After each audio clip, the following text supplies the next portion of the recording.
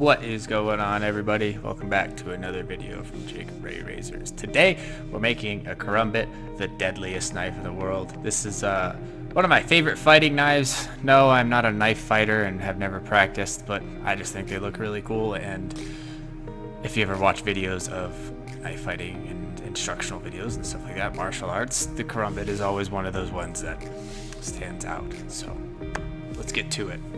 It always starts off with cutting it out of the metal. It's very important to cut it out in the most sensual possible way. I'm not even going to edit this. I'm going to make you watch the whole thing.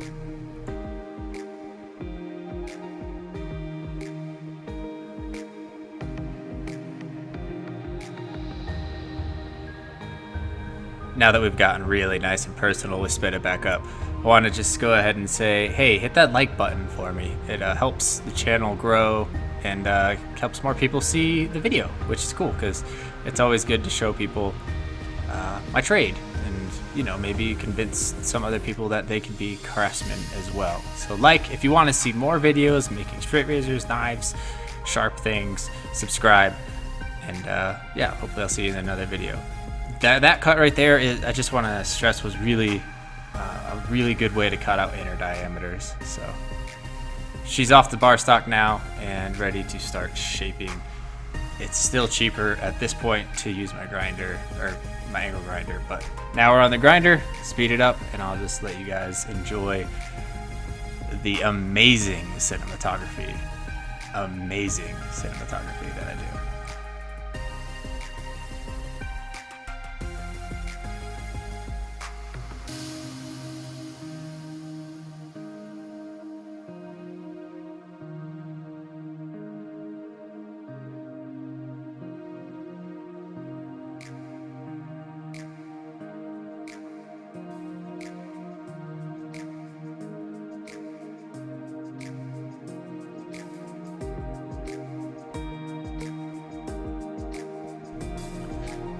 Okay, we're gonna start drilling holes. I want to just safety note here: when drilling holes, clamp your metal.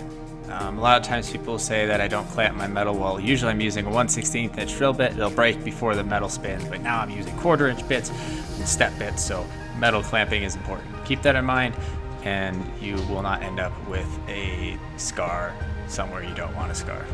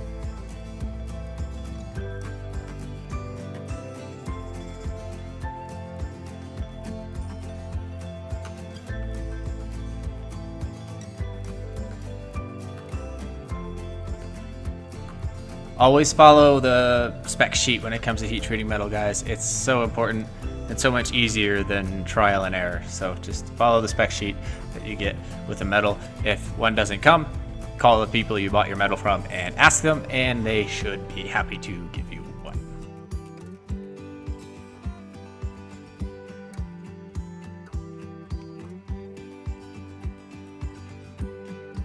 Ain't she pretty? Yeah, this is kind of what they look like coming out. There's a lot of scale on them and stuff like that.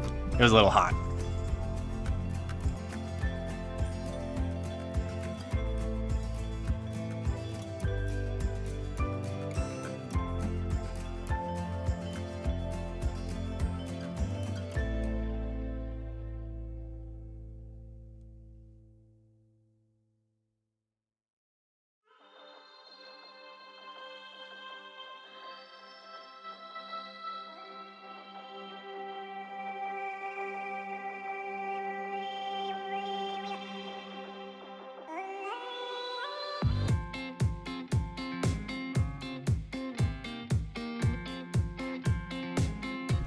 Alrighty, it's time for scales. I picked this nice, beautiful lava kieranite. It's really cool, great material, works well for many things, knife scales, gun scales, all kinds of cool stuff.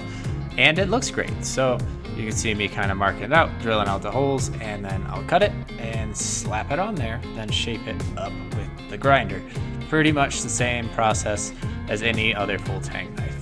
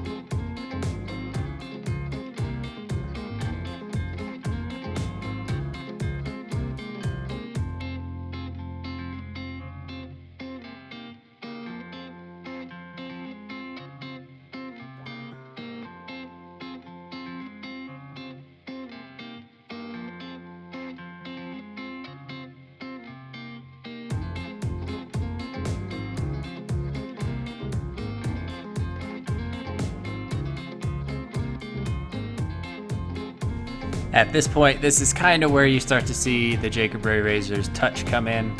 It could have left it the way it was, but it was a little bit boring, and you know me, I don't like to make things look boring. So the small wheel attachment comes in handy.